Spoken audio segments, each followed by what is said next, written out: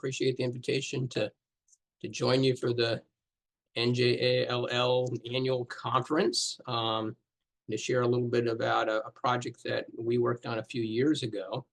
So the topic of this session is strategies for recruiting adult learners, and we took a market-based approach to this. Before I get into that, just a little bit of background on who we are. The Florida Literacy Coalition is a statewide nonprofit organization that supports adult education literacy, family literacy, ESOL programs throughout Florida. We're the Adult and Family Literacy Resource Center here in Florida. And we have a special focus on supporting community-based organizations, although certainly all the providers are welcome to participate in what we have to offer. We do a lot of PD. We just got finished doing our statewide conference a couple of weeks ago, which we've gone back to an in-person conference now. And we have some grants that we manage and statewide hotline, things of that nature to support the good work of local programs throughout Florida.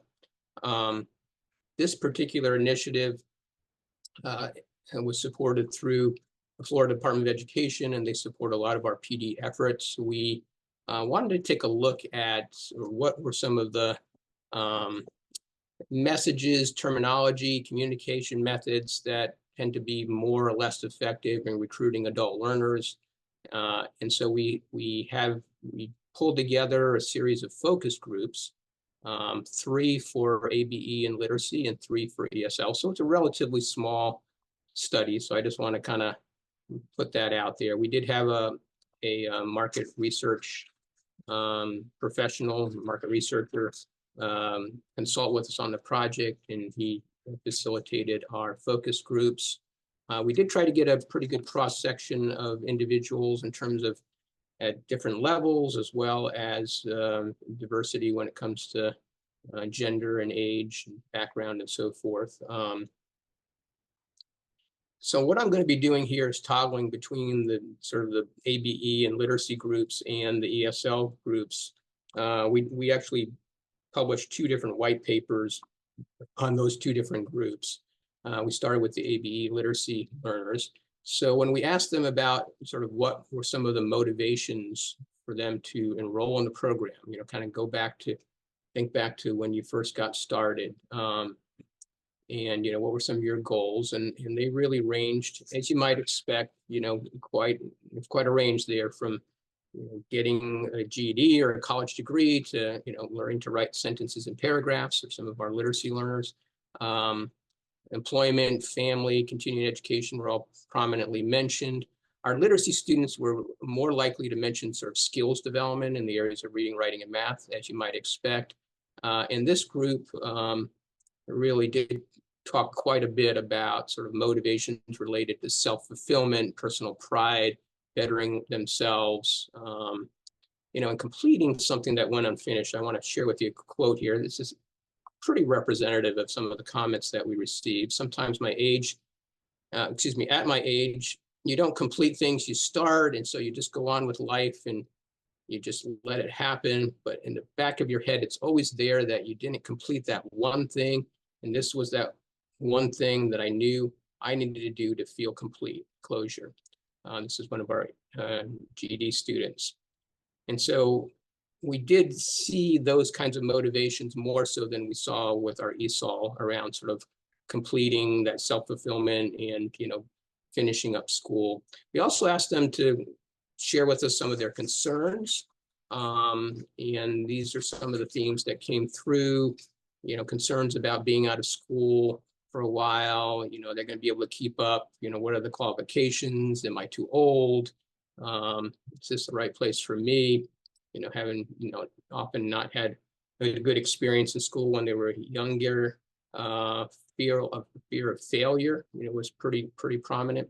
So, you know, if we look at who's being served, you look at the PAC study.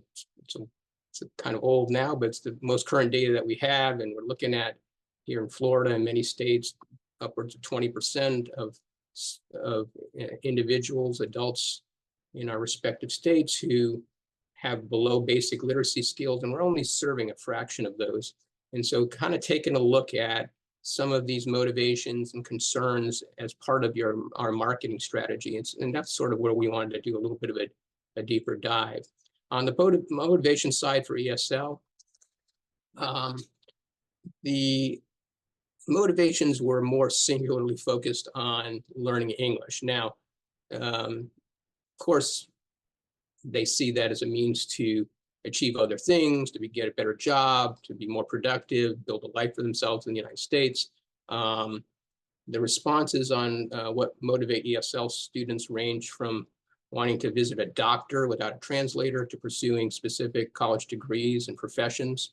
But this issue of motivation didn't have, it was quite different from the ABE literacy learners in terms of at least the folks who were around the table saying that you really don't need to do a lot to motivate students, that they're already motivated to learn English. Now, of course, these are people who have already enrolled in programs. So it would be interesting if they, really are a true representative sampling of the larger population of folks who, may be good candidates for ESL or ESOL instruction. But yeah, they felt that the motivation piece was not quite as important in the marketing, but they did want, to make sure that their concerns were addressed, and their concerns tended to be a little bit more around logistics or barriers. So time of classes or instructional opportunities. When are they scheduled? What levels? What are the locations? Issues around transportation and so forth. And of course, learning a language is hard and can be daunting, but these were the kinds of things that tended to come to the surface. Eligibility, that was kind of a pretty important one. So folks were pretty clear that programs really need to be pretty transparent, or they prefer that programs be pretty transparent in terms of what does it take to be eligible to participate in a program, what kind of documents or documentation is required, if any, and that should be listed on their websites.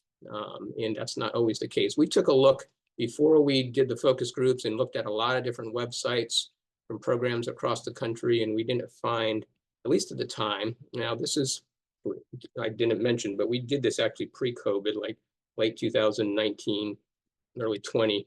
So maybe things have changed, but there was not a lot of programs that were, really providing clear information around that element to it.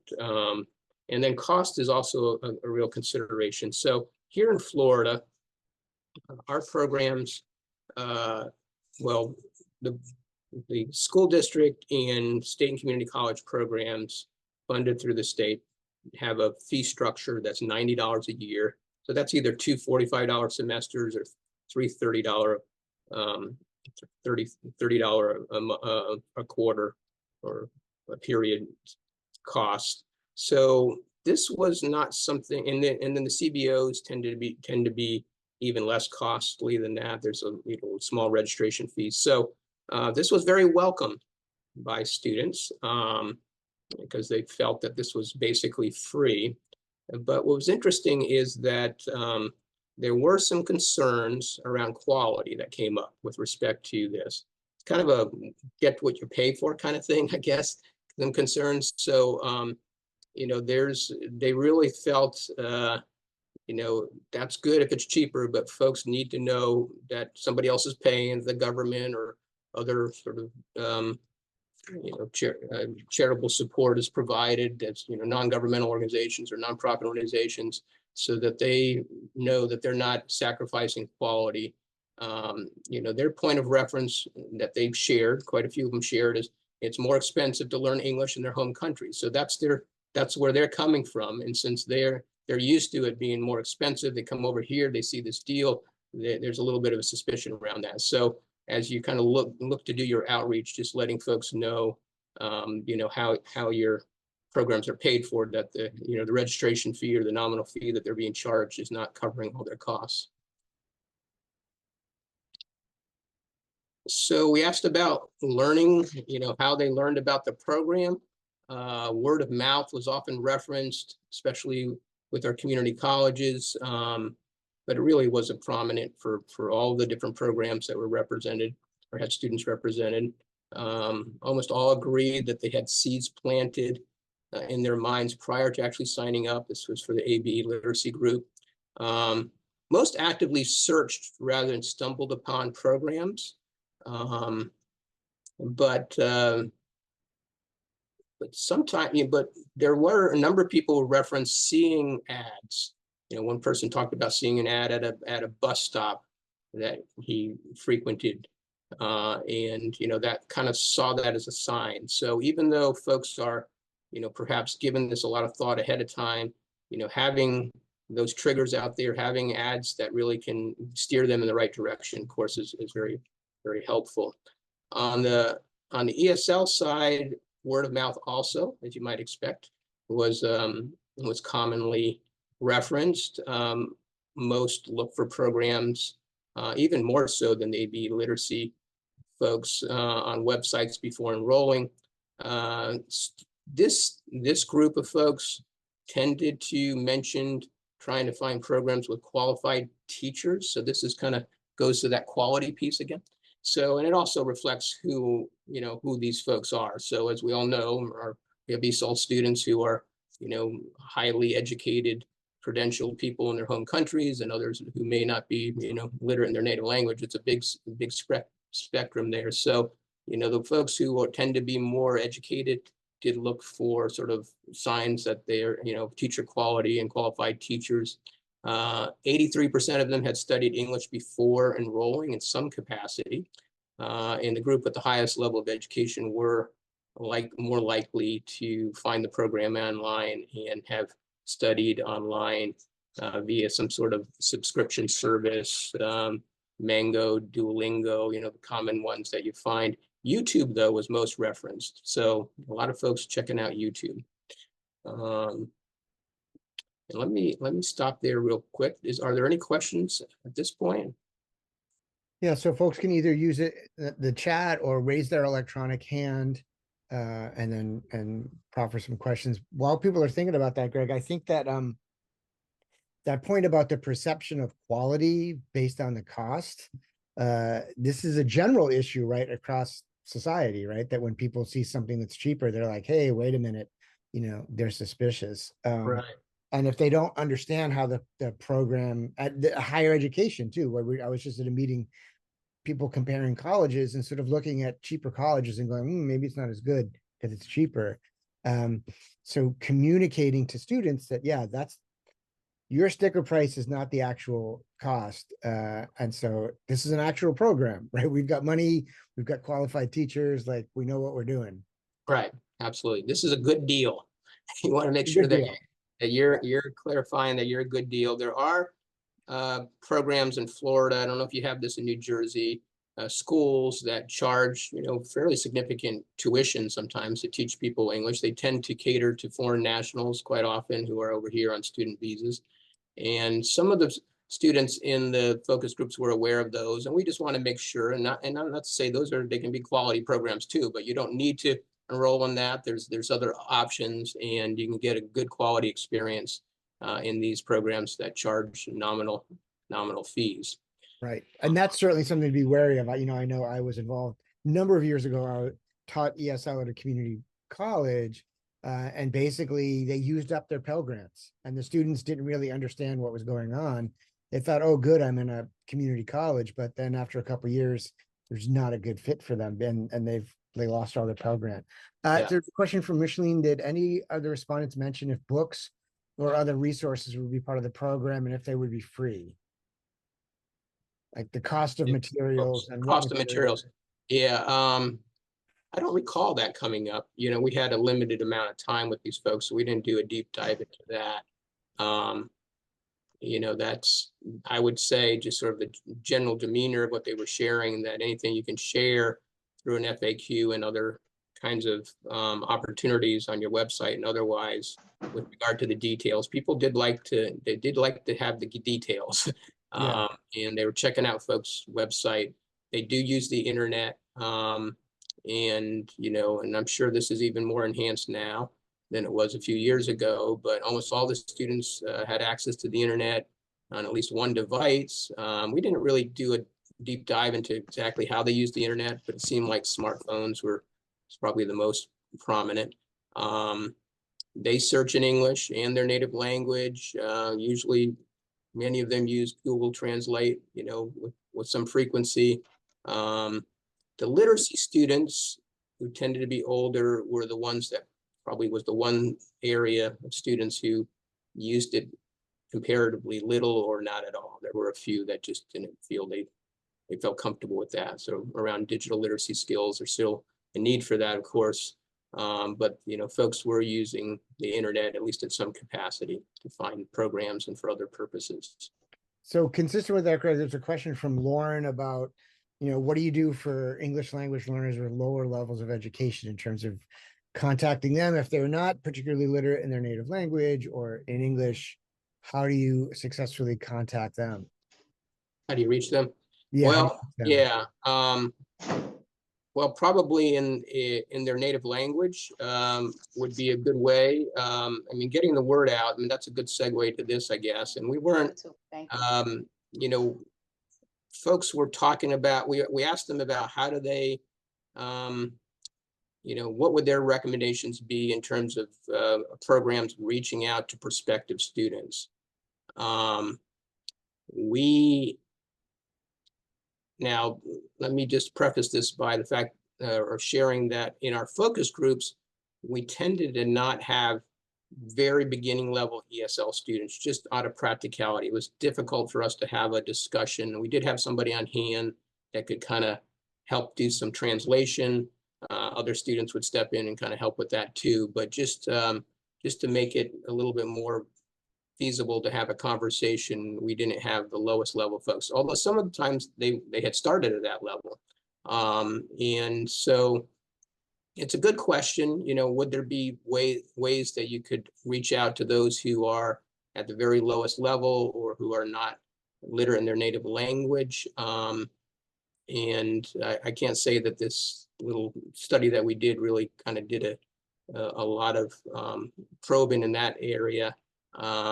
They did talk about, doing marketing and promotion in other languages or dual languages, which I think would be helpful. We had some students who were interested in sort of searching when we asked them what they would search for. So English classes for Spanish speakers, and I think sometimes our mentality, at least here in Florida in adult ed, is that we're not really kind of targeting it to sort of certain language populations, but they may be thinking of it in those terms, in terms of what they're searching for. Social media was a common response in terms of ways that we could reach out, particularly by younger students. Facebook, Instagram.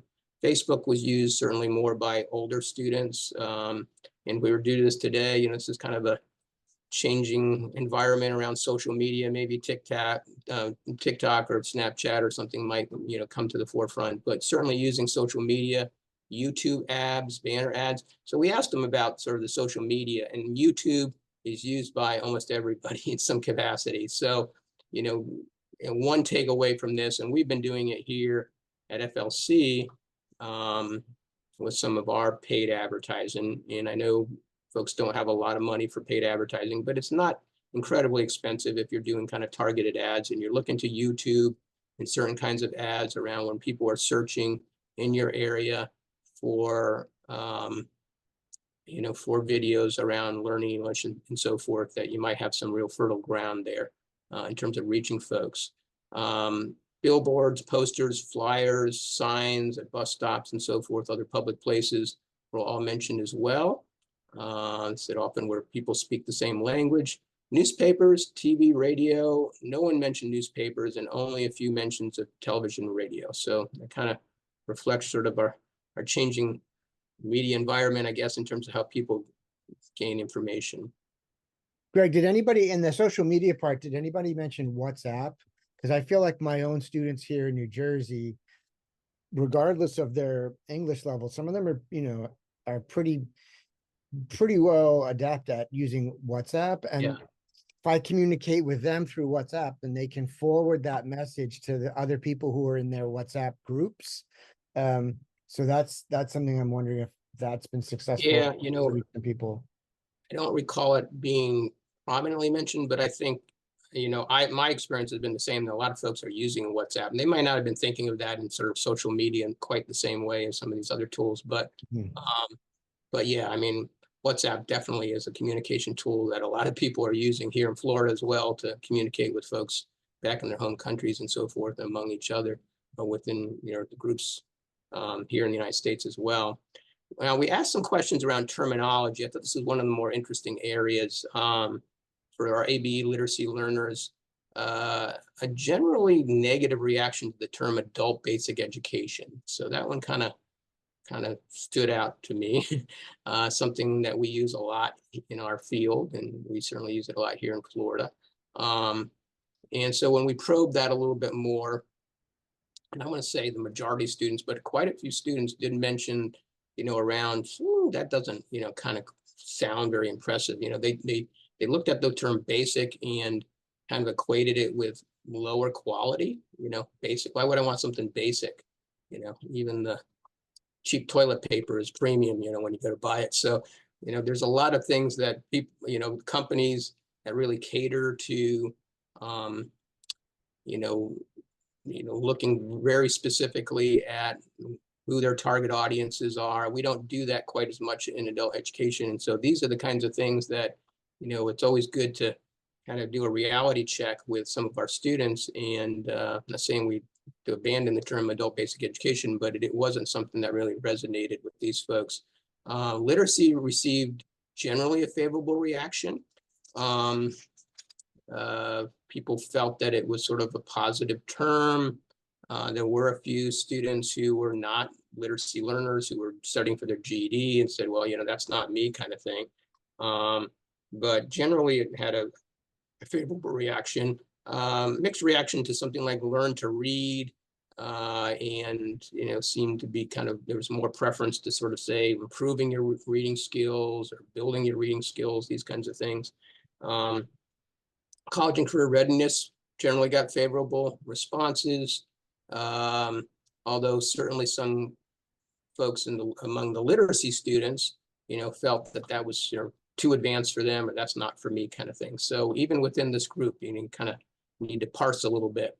And then students tended to prefer the use of the term diploma or high school diploma over GED. So I don't know, is this been your experience and I don't know if we are GED state here in Florida, and whether you only do the GED or you have other high school equivalency diploma. In the past, we had a fully functioning adult high school system, Okay. which is still on the books technically, but is not funded. But so since that, I probably said the last 15, 20 years, it's just been testing. So Right. at one point we had all three, now I think we've only got two. So I don't, I would only know anecdotal data. But certainly I think adult learners prefer something like diploma or high school diploma over GED. I think for the same reasons that people think of adult basic education as kind of like a deficit term or kind of a Right. pejorative term, whereas Yeah. diploma, like you're finishing and you're accomplishing something. Right. And GED has a bit of a stigma attached to it, I think. Yeah. And so, and I was talking with a representative from GED a little bit about this at our conference a couple of weeks ago. This is a national thing. There's a stigma around the GED a bit. And so, the challenge is that it is a GED's, that is the test you're taking, but you also want to be able to communicate that it's a diploma. Now, here in Florida, and I don't know if this is the case in New Jersey, they do get a state of Florida high school diploma.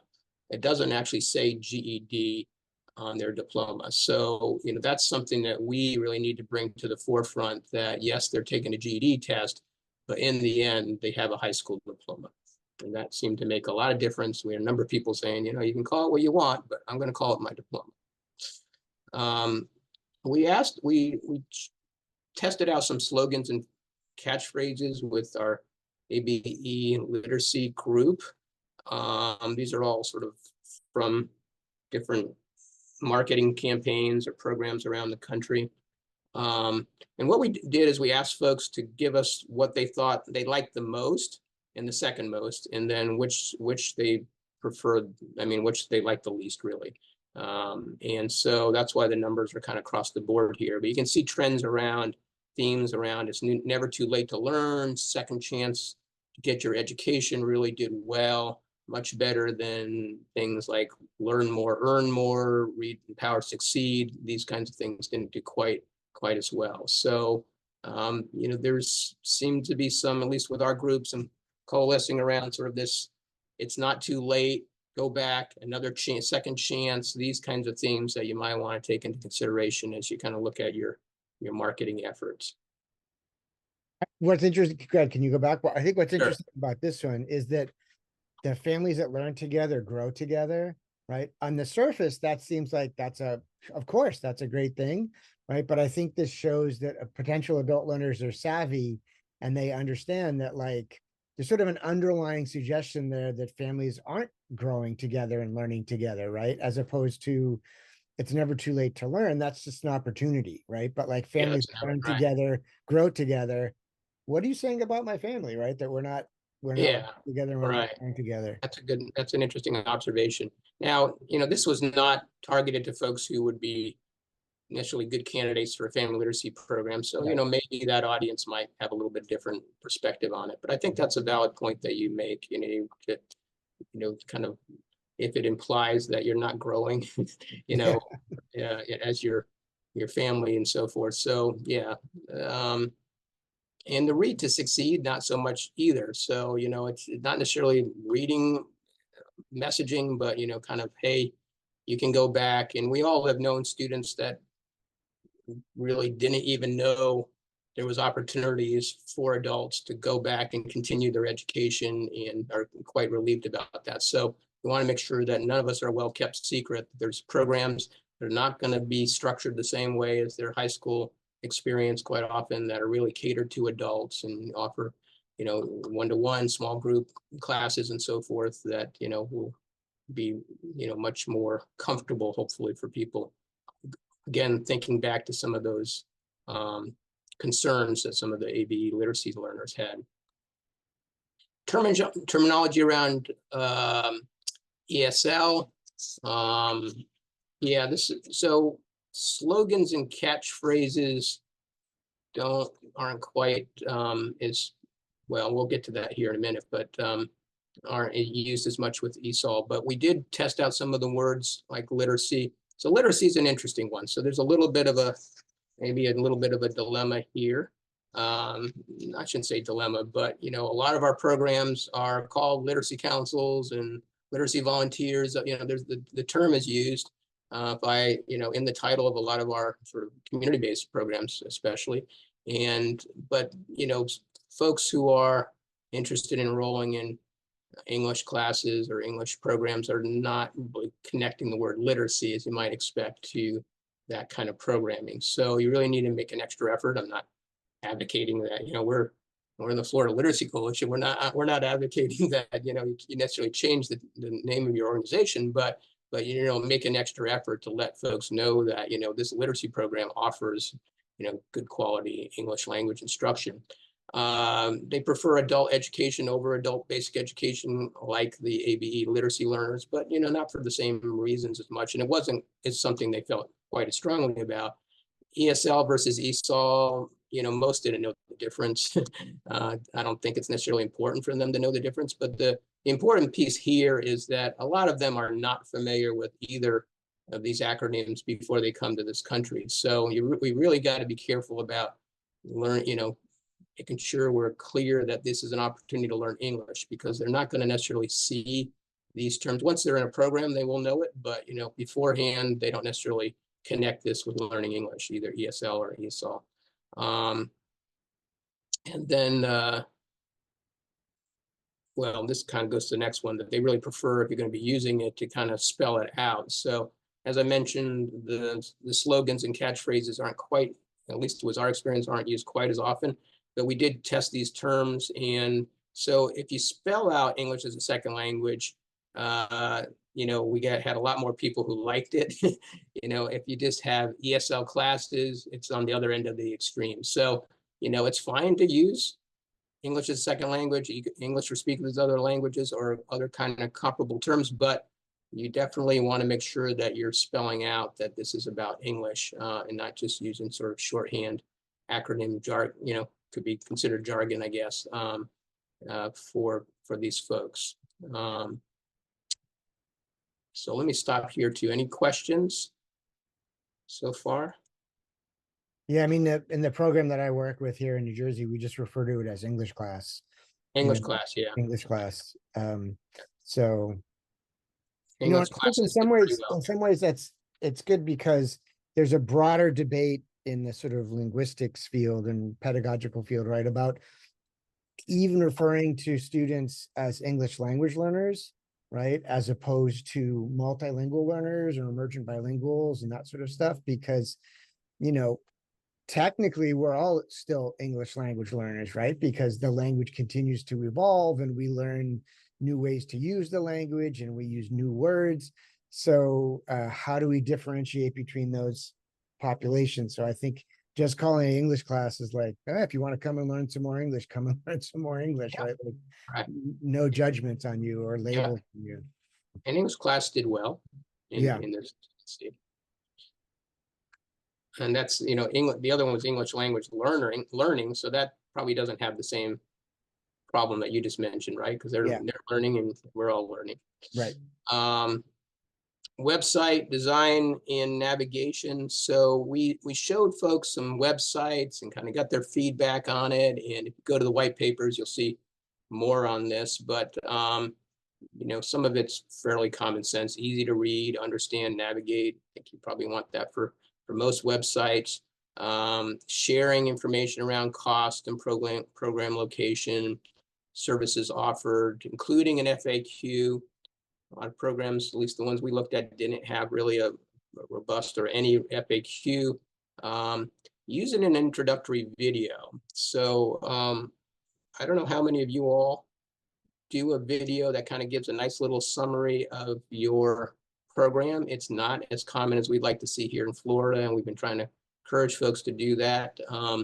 This is something that was very well received, the use of video, especially in today's world, and giving them some idea of what your organization's about, introducing them to some of your students and your teachers, and kind of letting them see a little bit about the environment and things of that nature can really go a long way to really help people have a comfort level that they're kind of signing up for a program that's a good fit for them. A lot of folks want to use telephone as their preferred contact or walking in. A lot of the literacy learners just like to go in physically, and so don't have them fill out a form. We kind of showed one that was like, hey, fill out all this information. And, they were like, yeah, we're not going to do that. Yeah, we're not sure if we're interested in that. In terms of your menuing, I thought this was kind of interesting that they thought, a number of them thought that if you're recruiting students, you shouldn't put that information under something that's called students, because, hey, we're not your students yet. This is something we're kind of looking for. So under programs or classes and so forth. And that's something that I think is somewhat common for programs, that they kind of put under the adult learner section or the student section information about becoming a student. And just intuitively, at least for some people, that was might not have been where they would go on your website. They'd probably eventually find it, but certainly, having something that's more general in terms of programs or a banner ad that's really specific to, hey, or join us kind of thing would be great. Including web page translations. Google Translate is a lot better than it used to be, so programs will use that as well. The community colleges and school district programs, the big institutional programs, have some challenges too around sort of having the adult ed section somewhere that's easy to find on this mega website. So that's a real challenge, so you need to So there's things you can do around search engine optimization to, hopefully when people are doing keyword searches, that it's going right to that section of the site rather than having to toggle through 4 or 5 levels of trying to find the adult education stuff at a community college or school district program. So videos, as I was referenced earlier with programs, and there was one that was a little bit of a standout that we've shared called from the Genesis Center. I'm not going to share that today, but you might want to just look up the Genesis Center. They had a really cool, what we thought was pretty cool at the time, sort of introductory video. We did share this video with one of the students here in Florida, and I see how we're doing on time. Okay, yeah, I got time to, let me go ahead and share this with you. Just a couple of minutes. Need to go over to this. Okay.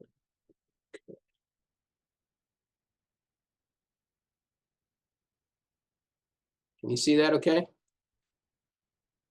Can you see this? Yep.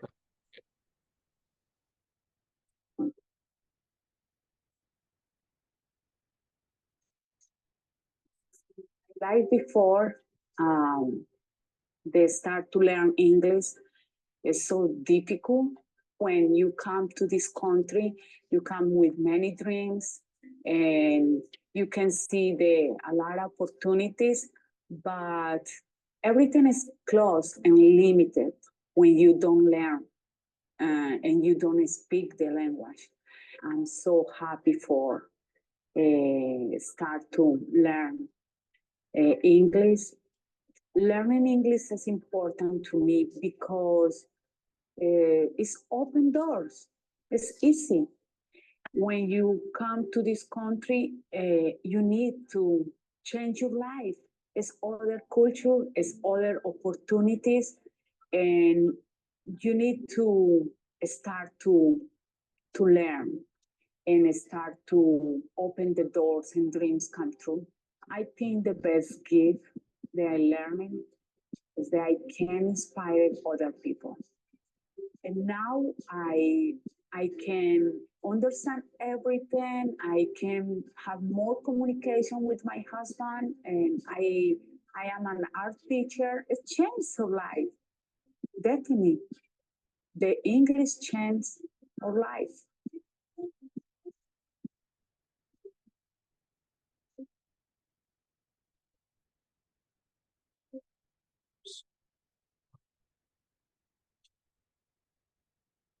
Back to the other. Okay, so the students really felt that using video was a great way to communicate. And, this is, they connected with this. They thought it was, that she was real and truthful and, various words, inspirational and so forth. But what's interesting, I think, if you kind of do this, and this is sort of one of my big takeaways, is kind of do this process yourself within your own program. Look to your students to be, because they are a great resource to help you not only fine tune your outreach and recruitment materials, but be involved in supporting your program in multiple ways. And some programs have, brought people on as literacy ambassadors and or recruiters and things of that nature, where they're really integral to the whole program. And I think it's a really powerful way. It's really right out of good market research. You look at what companies do. They're always looking to their customers to gain information, or prospective customers. And so when we showed this video, and we really were limited in time, but showing a video like this can really help to spur discussion, about how testimonials, how storytelling can be quite powerful. What resonates with you, what kind of information should be shared through video that would really help people to understand what your program's all about, what you have to offer, and how you can help. So yeah, that's an important, very important piece. We show them some videos too for adult basic education and literacy. I think even in certain ways, even more important, because you're sharing information with people who have struggled with reading and writing and have gone on to become successful, and so, or improve their skills. And so people who feel very alone sometimes in that circumstance, can really be motivated by having a good video and testimonials. Okay. So these are our white papers. The first one is, if you build it, they will come. Think Again, which is the one that focuses on adult education literacy students, and then our recruiting English language learners. I will be sharing this PowerPoint, which has links to both of them in there, and there's more information in there that I wasn't able to share in this. But again, I would really encourage you to kind of think through how you can involve adult learners in your programs to really help to inform your work. And I know that some programs don't do a lot of emphasis. They don't have a lot of emphasis on recruiting students because they have waiting lists and so forth. And I don't know what it's like in New Jersey. But at least here in Florida, especially with the literacy programs, there's not usually a waiting list. And even if there is, you definitely you don't want to be a well-kept secret. You want to get the word out. And it doesn't have to be expensive. We used a market researcher for this. It wasn't all that expensive to do that, but you don't necessarily have to have that either. You can do it yourself, or maybe look to a local university. I know some programs that have used students in their communications and marketing departments to kind of take it on as a project and things of that nature, so that you can do some targeted recruitment efforts that really can bear good results. So I'll stop there and we can open up for questions. Sure, thanks, Greg. So folks can either drop questions in the chat or raise their electronic hand and get unmuted. As folks are thinking, I think certainly some of this, I think, is suggestive nationwide, but it would be great at a New Jersey level to see how some of the slogans, the messages, the terminology resonates here, because it's people come from different parts of the world. They have different sort of previous educational experiences, right? And so some stuff that works in Florida may not work here, but certainly at the very least, this is really suggesting that we need to take all that seriously, right? What we label things, how we present things, to even invite people to come through the door, the first time. Certainly, I'm not surprised by the students being confused by the drop-down menu, right? Because it looks like it's just for students who are in the program already, right? So there was a question asked earlier about retention. Was there any questions about kind of once you got them through the door, how these messages or the goals that they set might have led to persistence? We did not tackle that. Okay. That we had them for a limited amount of time, so we really didn't get into the whole retention and persistence thing, which is very important, of course. But yeah, that was not sort of part of our approach to this, because frankly, it was pretty hard to kind of narrow it down. We were working with folks from various programs, and they were making special arrangements for their students to come and participate and so forth. So if you were to do this with your own students, you could get, you have a little bit more time to really maybe dig deeper into some of these themes. Yeah. Right. And it's possible. So somebody mentioned that in their district, they've already got a waiting list of over 100 students. And this is kind of jumping ahead to the next session about advocacy. But I think even if you've got a waiting list, whether or not adult learners or potential adult learners identify themselves as such, and therefore are interested in advocating for their rights in terms of resources, right? This would also go a long way, right? So like, if they don't hear the advocacy fight as their fight because of the terminology, then they're not going to be, they're not going to be part of the fight to get themselves the resources that they need and deserve. Yeah. That's a good point. Yeah. And sometimes you can leverage a waiting list as well. I don't know if folks have done this. This has nothing to do with this thing, but the program I used to work for, well, we had pretty long waiting lists for ESL classes, and So we made sure that folks knew that that seat was pretty valuable and that, you know, this was sort of a semester-based kind of system, and we would make some adjustments those first few weeks, but you know, that's you know, there's somebody else that wants that seat, and if you're not going to show up, then we're going to fill it with somebody else, and you know, you're not going to be able to kind of come back very quickly. You know, not to say that they were banished or anything like that, Yeah, but yeah. folks know that, you know, this scarcity has some, you know, has some motivating factors there. And so you want to, you know, if you got a long waiting list, you may want to share that with your other students that, hey, there's other people that want this spot if you're not going to show up and participate. And I know there's legitimate reasons why they don't do that sometimes, but it's, you know, there's a need out there, certainly. Right. I mean, there's that, yeah, the continual tension between open enrollment maximizing the potential for people to come through the door, but open enrollment also leads to turbulence, which reduces persistence, you know? Right. So, you know, we know that we have to balance those things. Yeah, it's tough when you don't know who your students are going to be from week to Yeah. week. Yeah.